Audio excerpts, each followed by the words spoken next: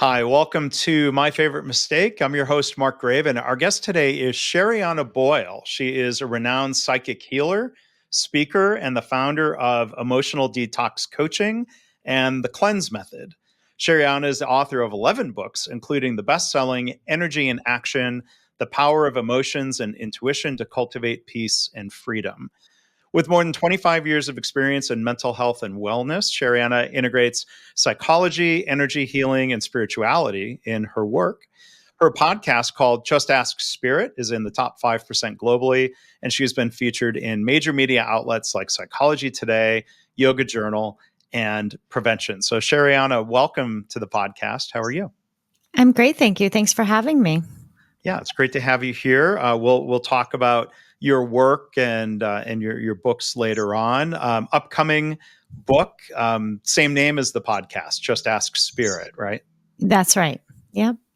So it's in pre-order status. Pre-order status. Yeah. As we're recording this here on October 22nd. Do you have a release date for the new book yet? It's sometime in January, towards the end of January.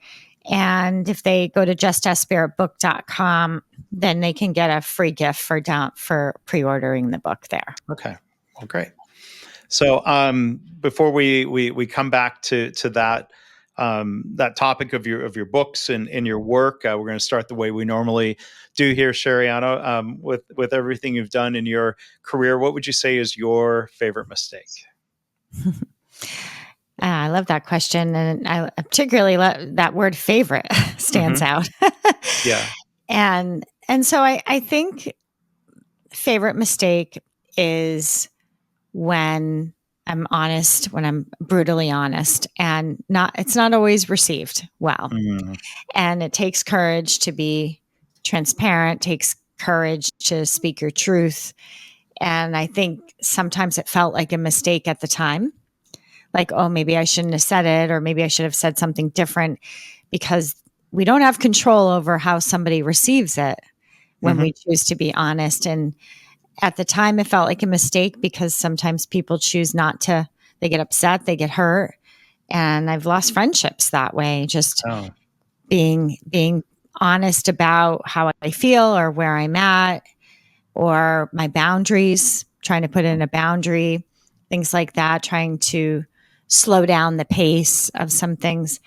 And that led to losing a relationship. So friendships, couple friendships. And that felt at the time like a mistake. But now I realize that I learned so much from it. And it was essential for my growth, as I'm not really sure if I believe in mistakes. I think they're opportunities for growth if you treat them in that way. Is there... So, I mean, I hear you kind of describing, I don't know if pattern's the right word. It's happened more than once, or is there one of those stories, kind of like in particular? I don't want to ask you to share a story that's too uncomfortable, but is there, to kind of bring that to life for us in terms of, kind of that, as you put it, that brutal honesty, or what went into, does the brutal honesty just come out, or do you think it's more in business? It hasn't, more in business. And when you have relationships that kind of become friendships and you're working together and you develop projects together, partnerships together, and then, as many people can relate, sometimes one person just starts to feel like maybe their feelings are changing. And so that was the position I was in. And some of the things were fantastic. It wasn't a reflection of the project itself or the situation itself. I think that's why it can be so confusing, Mark, is because I think sometimes we ask ourselves, why do I feel this way? Everything's fine. Why am I feeling a change of heart? Why am I feeling like this is in alignment? Why am I feeling? And for me, it was really about, it wasn't about the success. It was about the fact of having my voice and being connected to my truth and moving at the pace that I prefer to move at, because sometimes we're just not aligned, because our paces are different. Our work styles are different. The way that we handle conversations might be different. So there's so many different variables. So yeah, it's those mistakes, quote unquote, that that really kind of get us to move to that next level. And I've learned a lot. I've learned to slow down and not jump into things so quickly from those couple of those situations that occurred. I thought, okay, I've really got to pause and pay attention and really give myself time before I jump into something. But at the same time, I think that I handled everything really well. So I think we have to look back and be a little easier on ourselves and realize that some of the things we're calling a mistake are just life, life happenings. Well, and I mean, I think, maybe, digging a little bit of, what is a mistake? I mean, there's one dictionary definition I kind of fall back on of, taking action, for example, of saying something, we thought that was the right thing to do. And then at some point, maybe we think, oh, well, it was not the right thing to do. And I think we can, reflect on that without beating ourselves up or shaming ourselves for it. None of us are perfect. We all make mistakes. But, I'd be curious, kind of hear more about your reflection around, I think it's really interesting. You talked about how, at least in one example or maybe others, you thought it was a mistake, but then you came to view it differently. Yeah. And, maybe is some of that in the context of, like you said, you can't control how others react. No, you can't. And I think also the mistakes, which I'm sure people can relate to, are a lot of people don't talk face to face anymore. And I think that's one thing, is when learning not to have some of those harder conversations over email or they just don't seem to go well, those more tender conversations. And the challenge is not everybody's up for that. You're met with, okay, I need to have this conversation, but maybe the person on the other side is trying to have that conversation through email. So it's a two-way street. And oops, so sorry about that. That's all right. My daughter's coming in. A special guest. Special guest. Okay. She was a blur in the background. Hi. Anyway, so I think that there's so much to learn, but at the same time, that's where we have to cut ourselves some slack. I mean, we do the best we can, and in those situations, which can be emotional, can be intense, and again, I'm not in control of how things are received. And I think sometimes not all relationships are supposed to last forever. Some of them are short term or shorter in term than others. And that's okay. And because then you have new relationships that come in. Yeah. And I mean, you bring up interesting points about the mode of communication. It could be a mistake to text somebody when it should have been a phone call. I've made the mistake of sending an email when it should have been a phone call, because there's nuance that's lost. You're not getting real-time feedback about the message that you're sending, where, a phone call, you lose some body language, but, I think so when we're face-to-face, phone call, is a Zoom call as good as face-to-face? I mean, we have these choices where it could be a mistake of not just what we communicated, but how we did it, right? Exactly. Yeah, the delivery, the methodology. But again, I think we do the best that we can. And sometimes that is, when a lot of business relationships happen with people that live across the country or in other states. And so you work with what you have. And the thing about me is I don't hold grudges, and I know how to forgive. And I think that's one of my strengths, is I know how to forgive myself, forgive others. I'm pretty good at forgiving right away. And I'm also pretty good at owning my part. I recognize that my part I play a role. And so not everyone's good at that, Mark. Yeah. And when the other side isn't good at that, like some people, they just hold on. It makes it feel like, ooh, they're holding on. That was a big mistake. But is it that they're holding on, or is it that they just haven't forgiven? So it gives this sort of impression, because for me, it's like we could just forgive each other and love each other and move on and just learn and grow from this experience. But that's how I am. And if I make a mistake, I do own it and I do apologize. Good. And in those situations, I did within 48 hours. It's sort of my policy. Within a couple of days, I want to be owning something, because I don't, otherwise it does go into burial. Yeah. You start burying things and it builds intensity that way. So, and it's genuine. It's not a fake apology. It's a real true, genuine. I don't like to hurt anybody. I don't like to, come across in a way where anything's hurtful, but not everybody knows how to let things go and forgive. So it compounds and makes it seem like, oh, this is a really big mistake because we don't talk anymore. When in essence, you could talk, right? So I think you have to kind of look at, there's so many variables and different ways of seeing this. Yeah. Well, and I think, if we reflect on an interaction, and I think, you use this phrase brutally honest. So like, to me, there's almost an implication there of,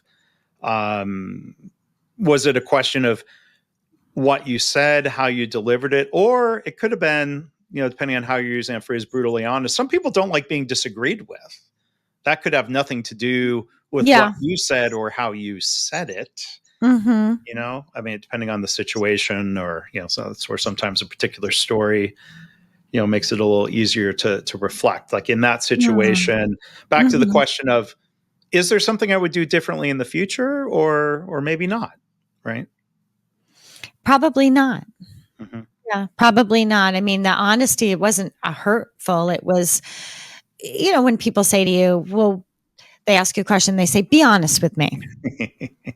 That's kind of a setup. It may or may not be, depending on the person. Well, that's what it turned out to be for me. It was a little bit of a setup because I was honest.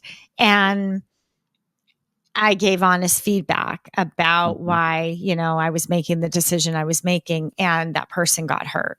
So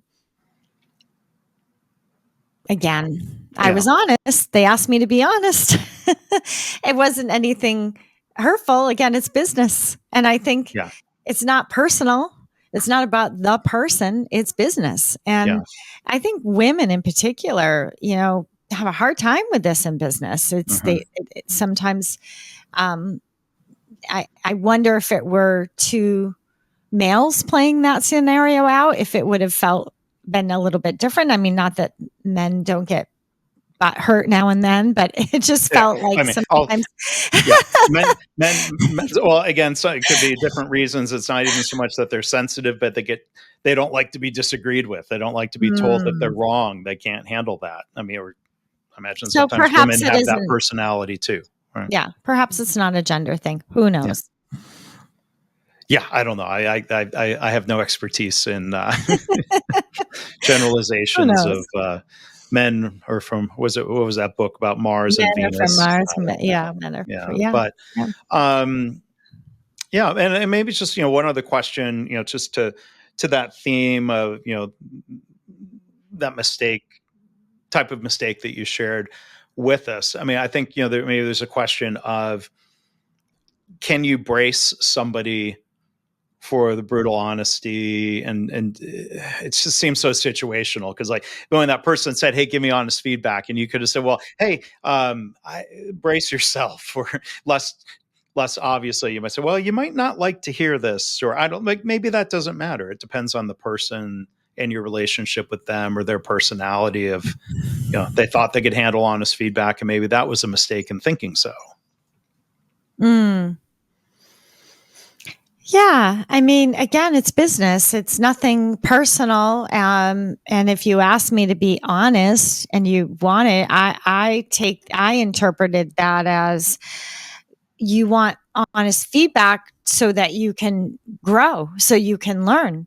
Right. I mean, that's why I want honest feedback about my business. And I get feedback all the time from clients or people I work with will say, can I give you a suggestion? Can I give you some feedback?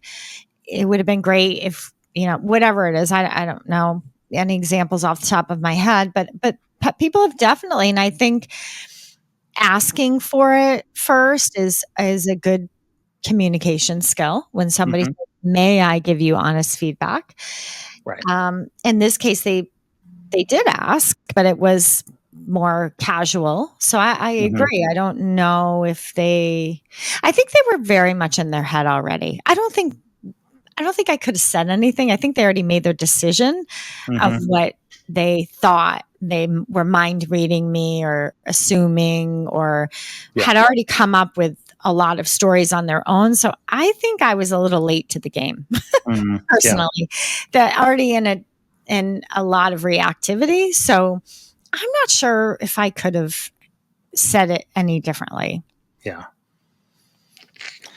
Well, our guest today, Sherianna Boyle, has written a number of books, and I want to ask about some of the work and some of the terminology that you use, whether it's related to any of the stories that came to mind for you. So, first off, the idea of emotional detox coaching and processing emotions. Maybe another way to talk through some of this is, what advice would you have for others who are struggling with having made a mistake? And there's a lot of emotions involved in that, right? I think the word mistake can be a little triggering, quite frankly. I'm going to be honest with you. I think a lot of emotional detoxes and what we're clearing is we're not getting rid of emotions. That's to be clear. So in that work, emotional detox is not getting rid of emotions, it's getting to them. Yeah. And really being clear about the difference between a reaction and a true emotion. And true feeling will calm us down. Yeah. Reacting will pull us apart. And so triggers are often unconscious, and triggers could be that something was already in someone. So I already had a trigger about something. Maybe I felt insecure about myself, or something happened perhaps in my history, or some kind of memory or feeling. Sometimes a trigger is just a feeling inside, a feeling of not being good enough, or a feeling of not being worthy. And we trigger that. Now, did I cause the trigger? No, I'm a mirror to that person for the trigger. And they're a mirror to me for my triggers. And so when we get triggered, it's, that is when we know that there's something inside of us that is unhealed, and something inside of us that there's a wound there, there's an emotional wound. And so in terms of, well, what are we detoxing? We are detoxing the reactions. So whether it is a reaction, can be something someone says, it can be yelling, it can be blocking someone on social media or whatever. I mean, these are reactions, or saying, I'm done with you. That's a reaction. And so we clear them in emotional detox. That's what we're cleansing, so that we can get to the emotions underneath of that, which likely could be sadness or grief, or I'm not really sure. You have to kind of take situation by situation, and you can process those feelings, which likely we've been carrying with us for a long time. And you may not even know where the original point is of that trigger. Sometimes it's genetic, there's things called epigenetics, which is we can inherit emotions. And so that's what we're clearing, so that we can get to the true feeling, which feeling is what brings us close together again. Feeling is the healing, is the connection, is the awareness, it's the consciousness, it is the deeper understanding, it's the empathy, it's the compassion. But you can't get to those higher level emotions if you're riddled in reactivity. And so, do I hear you right when you say we might not be able to pinpoint what the source of that emotional wound is? It could go back, you say, back to this epigenetics. It can be genetic. We can carry it with us. We can feel like, and you know that when you're like, oh, gee, I feel like my mom, or gee, my dad, or, and you see sort of these patterns that could be some of it. You see these wounding patterns, like, for example, like a victim consciousness. I've seen a lot of people feeling very like victims. I feel like that can sometimes go way back further than we know. And can that be explored in talking with a counselor, a therapist, talking with your parents if they're still alive, to try to understand? I mean, how might somebody, if somebody was trying to figure out the root of that, what resources or approaches would you recommend? Well, an emotional detox, I provide the cleanse, and that's what really helped me, because I wrote it actually during a time period. I did not intend to write it during a time period like where I was going through a lot of emotional trauma. And I wrote the book, even though I didn't want to write the book, but I had started it before the trauma. And I said to the publisher, I can't write this book. I can't write a book on emotional detox. I'm going through it right now. And they were like, you're going to write this book. Just take your time. And so I did. And so I really it was like a journey of healing. So I was going through it as I was writing it. I was also channeling. So I channel spirit, and spirit was giving me the steps for the cleanse. So your question is, yes, you could, of course, talk to a therapist. There are many, many avenues. Energy healing is what I do for people. I do emotional cleansing and energy healing and awareness. I use what I created in my books. That's how I approach everything. I also help people connect to spirit and tune into their own inner guidance and clarity and support, because I find spirit is extremely wise and will help us get to the root of things. Yeah. And I think sometimes with talk therapy, you kind of can circle around it and around it and around it. Fine. That's why I love working with spirit and teaching about spirit, because it's like, whoa, that was good information. Yeah. Didn't have that in my awareness. So I think there's a lot of different ways that you can go about. The first step is always awareness. And your open and willingness to even just start to talk about it a little bit and say, and sometimes it's just hearing someone else's story. That's why I love podcasting, because sometimes you hear someone like me talking and you weren't even aware that you're carrying something until you hear their story and you're like, oh, okay. I see myself here. That's the beginning of growth and healing as well. And so when you say spirit, and with the podcast and the book title of Just Ask Spirit, tell us a little bit more about what even that word spirit means. It's not asking a spirit, or is a spirit or like the use of that word. It's broad. It's broad. It's spirit is consciousness. Spirit is awareness. Spirit is it's energy. And when you connect to energy and consciousness, you can connect to spiritual realms and spiritual guides.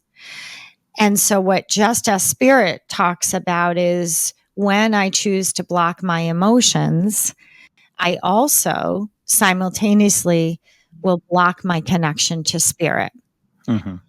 And when I choose to process what I feel. So it's very similar to emotional detox, but what it's doing is emotional detox. There's 3 books in that series. And emotional detox teaches you really how to process your emotions. And just as spirit takes it to the next place. Okay, great. You can process your emotions and connect to spirit at the same time. So it does both. And so I open up that invitation for support. And that's the thing. When we go through things like a mistake, which can be very difficult and very, there is support. I teach psychology at a college, and I asked my students last week, we were talking about the brain and problems and thinking. And I asked them, how do you solve problems? Or how do you, what do you do? And we kind of had to unpack it because at first they weren't really. And then it was, okay, what is the problem? Right. So let's start there. You can't really, they didn't know how to solve what we were talking about. So I said, okay, let's get clear on what the problem is. So we got clear, and with a little bit of coaching from me, and what we identified as a class is a lot of people feel unsupported. Okay. They don't feel like they have enough support in what they do. And then once we got that, okay, the problem is I feel unsupported. Right. And then when I asked them, well, how do you get that support? Not one person, I have 32 students in that class, said, I have support in spirit. There's not one person alluded to the fact that you can ask and receive from your spirit guides. And it's just not, we just don't think like that. Right? It's just not the norm. I don't. Yeah. That's why I'm curious about it. Yeah. Nobody does. And yet it's abundant. And it's powerful to the point now where some of my clients, literally, I have one client today that called me. She texted me because something happened at work. And I said, I gave her some, we talked back and forth a little bit. And she said, I really don't want to do anything until we connect to spirit.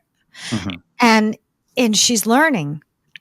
There's more to know here, and I want to connect and get that guidance and support before I make a decision about what I'm doing here. So that's progress. Like that's someone who's like, whoa, she's fully aware.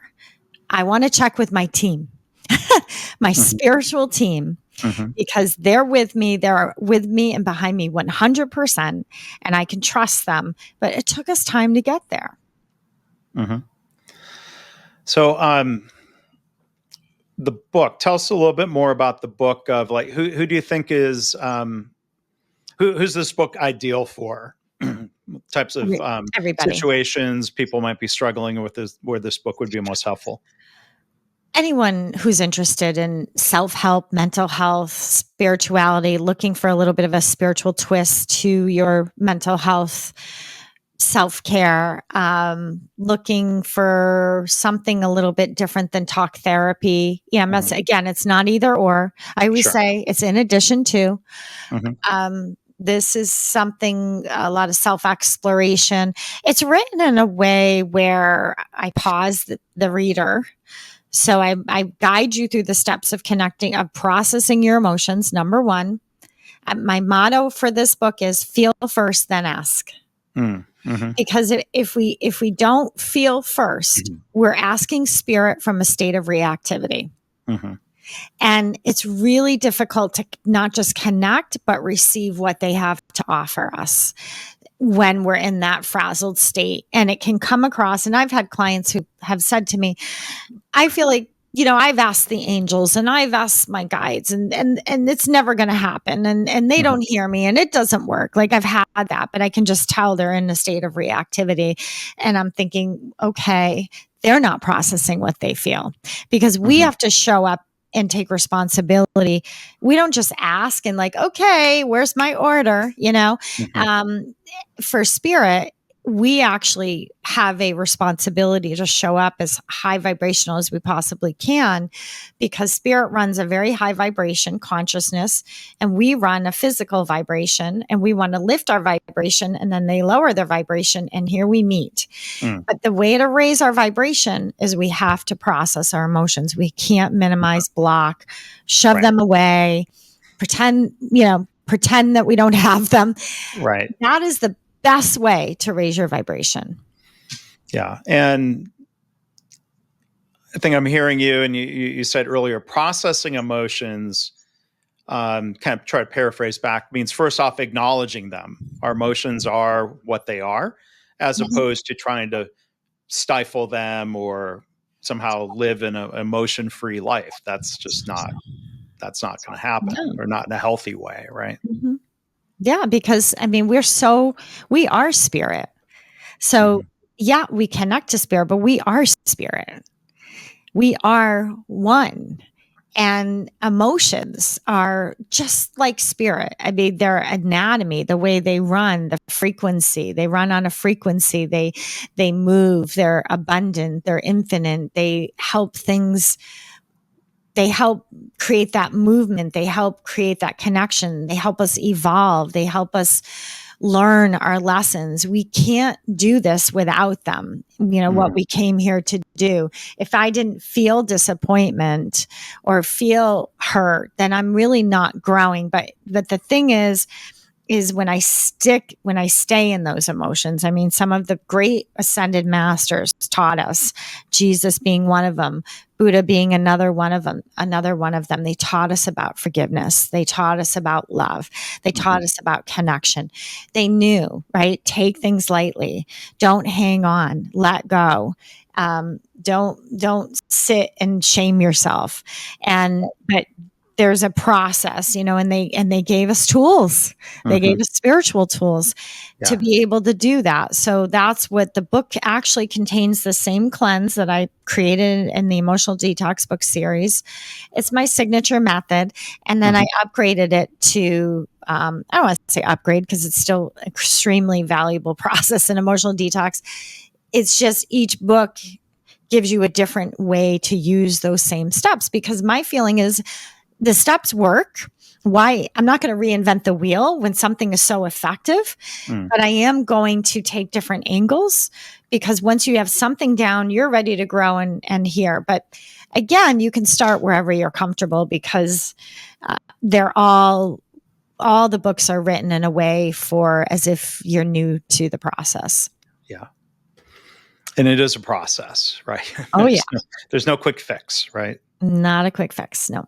It's a mistake to expect that. But again, our guest today has been Sherianna Boyle. I will make sure there are links in the show notes to her website, the podcast, and the book, the most recent. The new book and the podcast are called Just Ask Spirit. Lots of other books.